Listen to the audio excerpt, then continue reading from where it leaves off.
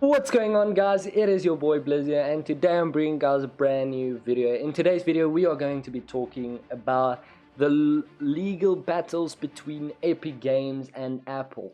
This major thing that's going on right now in the Fortnite community, it is crazy.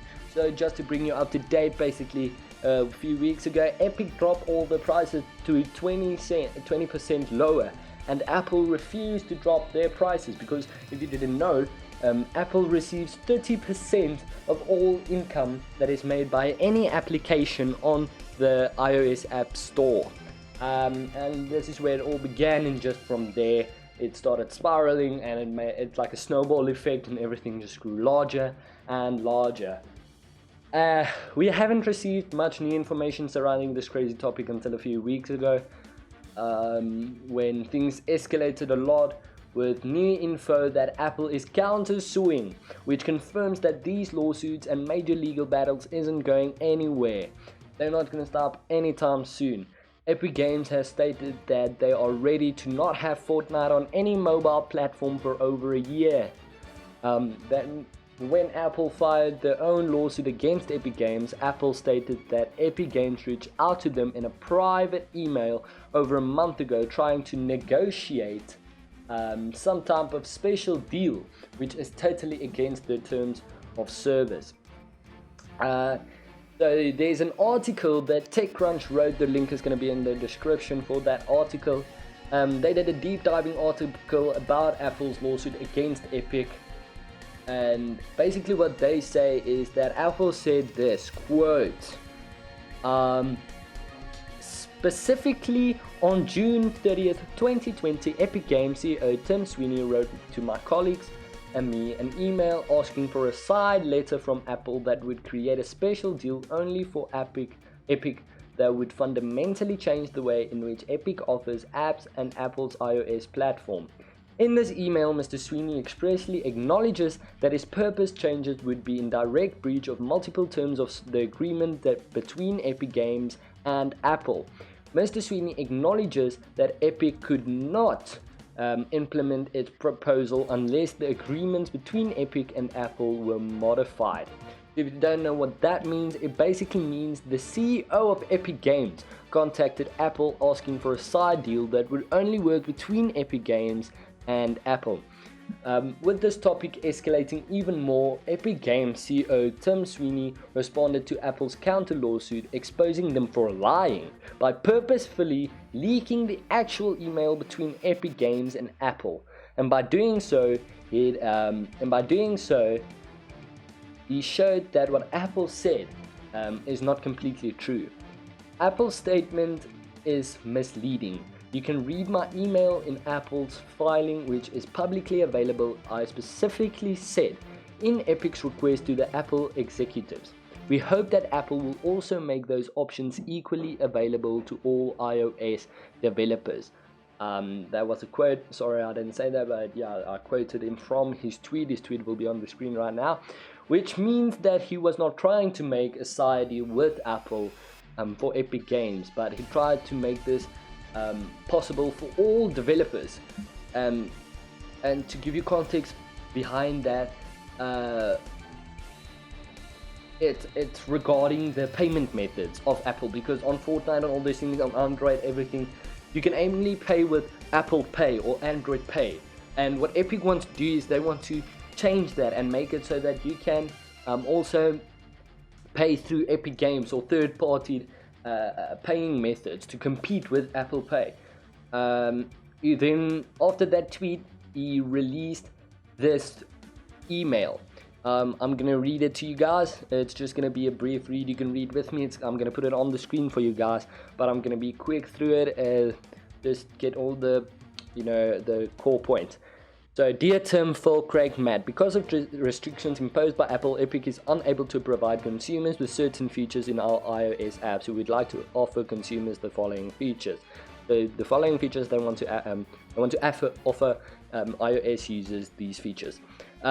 Competing payment processing options other than Apple payments without Apple fees in Fortnite and other Epic Games software distributed through the iOS App Store. That's what I said. They want to create third-party payment methods. Then secondly, A competing Epic Game Store app available through the iOS App Store and through direct installation that has equal access to underlying operating system features for software installation and update as the iOS App Store itself has, including the ability to install and update software as seamlessly as the iOS App Store experience. If Epic were allowed to provide these options to iOS device users, consumers would have an opportunity to pay less for digital products and developers would earn more from their sales. Epic is requesting that Apple agree in principle to permit Epic to roll out these options for the benefit of all iOS customers. We hope that Apple will also make these options equally available to all iOS developers in order to make software sales and distribution on the iOS platform as open and competitive as it is on personal computers, which means on a PC or on a PlayStation, all those things, you can only pay through Epic Games. So basically Epic Games control the prices. Epic Games get everything. There's no money subtracted from them or gained from those payments, and everything goes to Epic Games themselves. Where in iOS and Android, some of it it's like a royalty. Some of it goes to iOS, Apple or Android or whatever. And then we're going to continue. As you know, Epic was required to accept your standard non-negotiable contracts like the Apple Developer Program License Agreement in order to offer product on iOS device through the iOS App Store. Epic is also required to comply with Apple's unilateral standards documents to obtain app approval, like Apple's App Store Review Guidelines. Apple's contracts and standard documents contain restrictive provisions that prohibit Epic from offering a competing App Store and competing payment processing options to consumers. Apple would need to provide a side letter or alter its contract and standard documents to remove such restrictions to allow Epic to provide a competing App Store and competing payment processing options to iOS customers. And then they just say, please confirm within the 2 weeks, agree to the principle to allow Epic to provide a competing App Store and competing payment processing, in which case we will meet with your team to work out the details, including Epic's firm commitment to utilize any such features diligently to protect device security, customer privacy and high quality user experience. If you don't receive your confirmation, we will understand that Apple is not willing to make changes necessary to allow us to provide our Android customers with the option of choosing their App Store and payment processing system. Best regards, Tim Sweeney, founder and CEO, Epic Games. So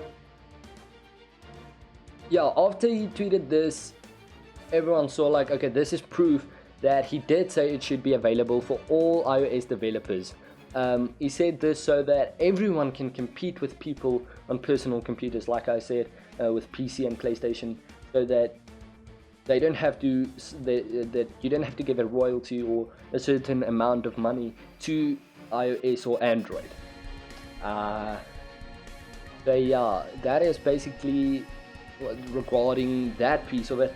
And then they actually tweeted, after that, he tweeted another email, and that is, I think, a few days after this.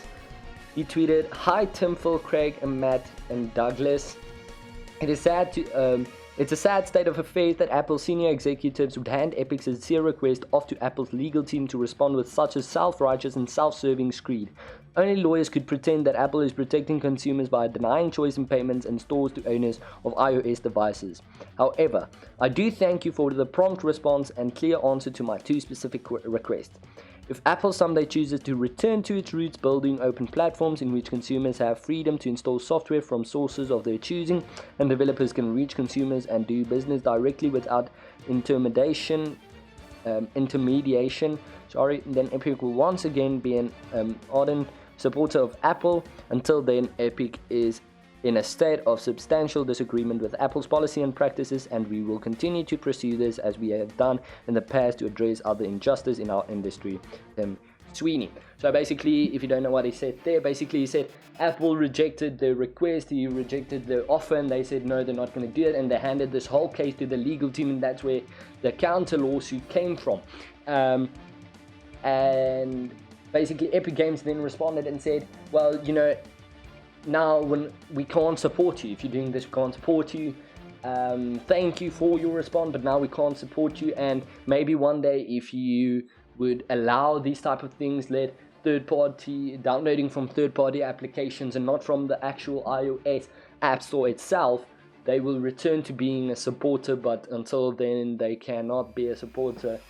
And remember, guys, go check out and remember, guys, go check out TechCrunch's article. It's going to be in the description, so you can go check that out. It gives more detail. Also want to say thanks to the Fortnite guy who also gives me most of my information. Everything that I know, it comes from him. And yeah, I hope you guys enjoyed. I hope you guys are up to date.